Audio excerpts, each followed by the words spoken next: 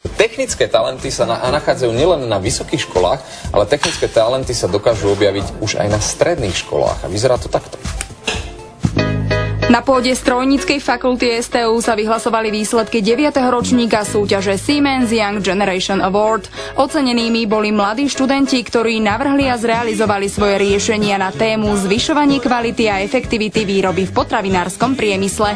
Úroveň techniky, s ktorou pracujú naši mladí študenti na technických odborných školách, je samozrejme zodpovedajúca tým podmienkam, ktoré na Slovensku sú. Používali staré techniky, ktoré možno niekedy sme používali my, keď sme boli mladí.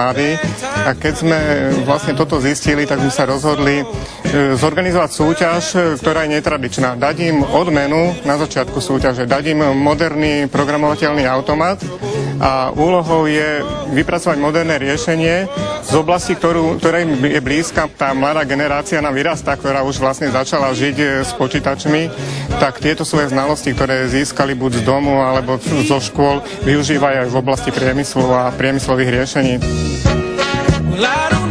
Víťazi nám svoje projekty aj priblížili. Chceli sme uľahčiť prácu obsluhy, ktorá musí okolo liahnutia chodiť a kontrolovať všetky podmienky, ako sú teplota, vlhkosť a podobné parametre v liahnutí. Tento systém si sám vypočítava časy vetrania aj dĺžky. Sme veľmi spokojní, sme nečakali prvé miesto. Na tejto práci sme pracovali 1 rok. Je to dopravníkový pás, ktorý roztriedí súčiastky podľa materiálu, Kouplast a podľa farby, ktorú je možno nastaviť.